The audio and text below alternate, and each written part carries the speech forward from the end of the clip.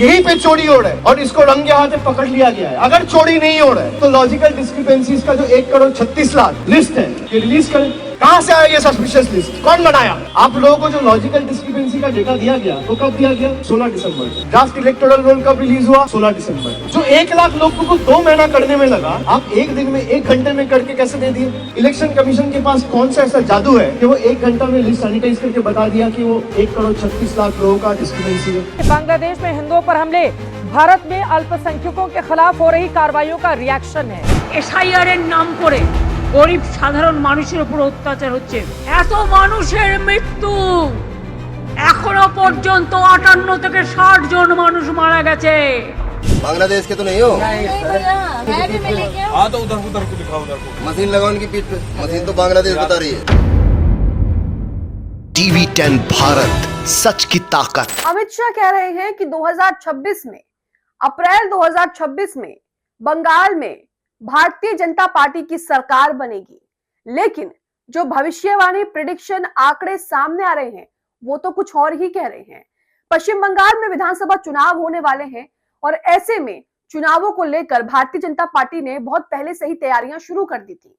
आपको बता दें कि लगातार भारतीय जनता पार्टी पर टीएमसी आरोप भी लगा रही है कि भारतीय जनता पार्टी जो है पश्चिम बंगाल में हिंदुओं और मुसलमानों के बीच फूट डालकर अपना वोट बैंक जो है वो बढ़ाना चाहती है। लेकिन इसी बीच एक भविष्यवाणी आ रही है कि पश्चिम बंगाल के चुनावों में किसको कितनी सीटें मिलेंगी।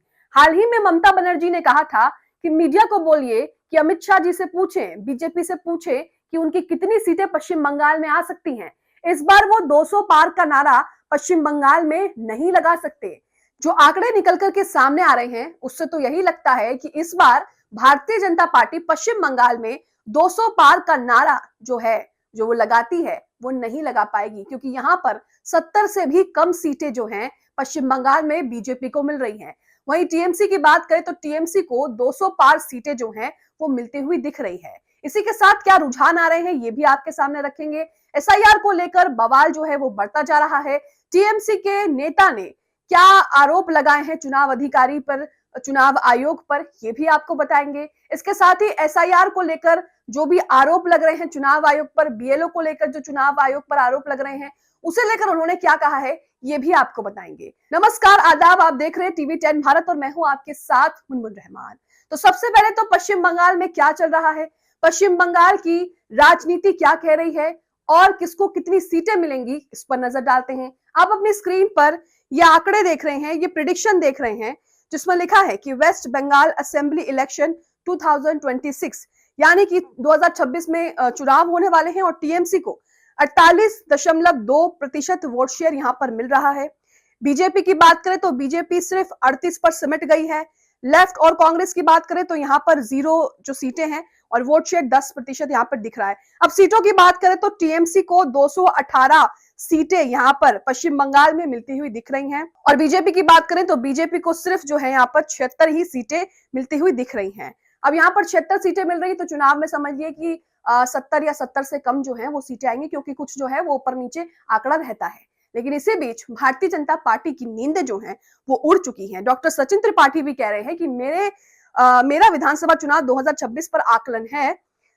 बंगाल टीएमसी दीदी, असम में बीजेपी गठबंधन होगा, केरल पुडुचेरी में कांग्रेस आएगी और तमिलनाडु में डीएमके का गठबंधन होगा। तो यहाँ पर आप देख रहे हैं कि पश्चिम बंगाल चुनावों को लेकर और तमाम चुनाव जो होने वाले हैं 2026 में और आने वाले दिनों में उसे लेकर क्या प्रेडिक्शन, भविष्यवाणी, आकलन जो किए जा रहे हैं वो आपके सामने है। खबर में आगे जाने से पहले हमारी आपसे एक खास अपील है। स्वतंत्र पत्रकारिता के लिए आप हमें छोटी सी राशि से सहयोग कर सकते हैं। हमारे इस वीडियो में दिए गए क्यूआर कोड को आप स्कैन कर सकते हैं और अपना सहयोग हमारे साथ बना सकते हैं, ताकि हम ऐसे ही निष्पक्ष खबरें जो हैं वो आगे भी दिखाते रहे। अब खबर पर नजर डालते हैं कि और क्या क्या रुझान जो हैं वो सामने आ रहे हैं। अब आपके सामने एक और ट्वीट है शरद श्री घोष का। इन्होंने यहाँ पर लिखा है कि वो पेशेवर चुनाव विश्लेषक तो नहीं है, फिर भी उनका मानना है, समझना है कि ये आंकड़े सबसे खराब स्थिति को दर्शाते हैं। सबसे अच्छी स्थिति में टीएमसी 240 से भी ज्यादा सीटें जो है वो जीतकर राज्य को बीजेपी में हरा सकती है और बीजेपी को राज्य से बाहर भी कर सकती है। आपको बता दें कि ममता बनर्जी तो ये भी कह चुकी हैं कि हम पश्चिम बंगाल जीतेंगे और पश्चिम बंगाल अगर हम जीत गए तो दिल्ली भी जो है बीजेपी से छीन लेंगे। अब इसी के साथ आप अपनी स्क्रीन पर एक और ट्वीट देख रहे हैं।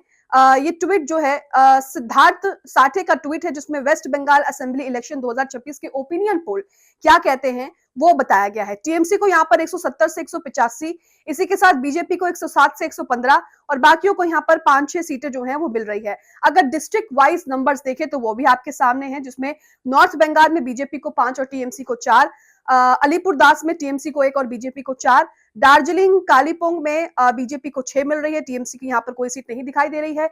उत्तर दिनाजपुर की बात करें तो टीएमसी को 7 और बीजेपी को सिर्फ 2, दक्षिण दिनाजपुर की बात करें तो बीजेपी को 4 और टीएमसी को 2, मालदा की बात करें तो बीजेपी को 5, टीएमसी को 2 और यहाँ पर आईएनसी को 2 मिल रही हैं। नॉर्थ बंगाल की बात करें, क्योंकि नॉर्थ बंगाल में 54 सीटें हैं, जिसमें टीएमसी को 22 सीटें मिल रही हैं, बीजेपी को 30 मिल रही हैं। सेंट्रल बंगाल मुर्शिदाबाद की बात करें तो बीजेपी को 3 और टीएमसी को यहाँ पर 18 सीटें जो है वो मिल रही हैं। और इसी के साथ तमाम एक एक करके जो है उन्होंने सारे डिस्ट्रिक्ट का क्या क्या जो अनुमान है, आकलन है, वो करके बताया है, जिसमें ज्यादातर सीटें जो हैं वो टीएमसी के पाले में ही जाती हुई जो है हमें दिख रही हैं। इसी के साथ टीएमसी के नेता क्या कुछ कह रहे हैं वो उस पर भी बात करेंगे, क्या आरोप उन्होंने लगाए हैं उस पर भी बात करेंगे। पश्चिम बंगाल में तो भारतीय जनता पार्टी की हालत इतनी खराब हो चुकी है कि उनके खुद के ही नेता आपस में लड़ भिड़ रहे हैं।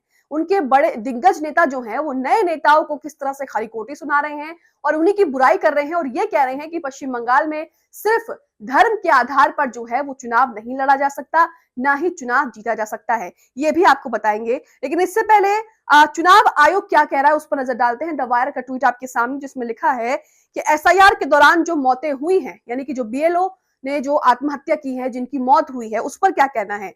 कहना है कि निर्वाचन आयोग ने सीआईसी और सीईओ के खिलाफ शिकायत को साजिश कहा है कि मनगढ़ंत आरोप उन पर लगाए गए हैं, साजिश जो है इसको करार दिया गया है और झूठे इल्जाम जो है वो ये बता रहे हैं। ट्वीट में लिखा है कि चुनाव आयोग ने एसआईआर प्रक्रिया के तहत सुनवाई नोटिस मिलने के बाद मतदाताओं की मौतों के संदर्भ में सीई ज्ञानेश कुमार और पश्चिम बंगाल के मुख्य निर्वाचन अधिकारी मनोज अग्रवाल के खिलाफ दर्ज पुलिस शिकायतों के आयोग के अधिकारियों को डराने धमकाने की कोशिश बताई है। तो यहाँ पर एसआईआर प्रक्रिया को लेकर जो मतदाताओं की मौतें हुई हैं उसे लेकर जो है ये बातें कही गई हैं। इसी के साथ लन पोस्ट का भी ट्वीट आपके सामने है, जिसमें वही बात लिखी है कि एसआईआर के दौरान हुई मौतों को लेकर दर्ज शिकायतों पर चुनाव आयोग ने कड़ा रुख अपनाया है।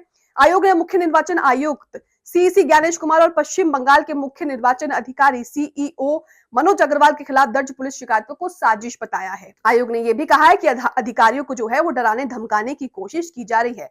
द वायर की खबर आपके सामने है, जिसमें पश्चिम बंगाल के सीईओ ने ट्विटर यानी कि एक्स पर लिखा है कि लगातार और मनगढ़ंत शिकायतों के पीछे की साजिश का पर्दाफाश करने के लिए कोई कसर जो है वो नहीं छोड़ी जाएगी।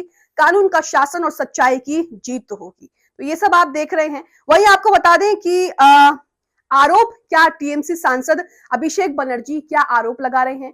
उन्होंने बकायदा बातचीत भी की है मीडिया से और इसके बातचीत करते क्या आरोप लगाए हैं।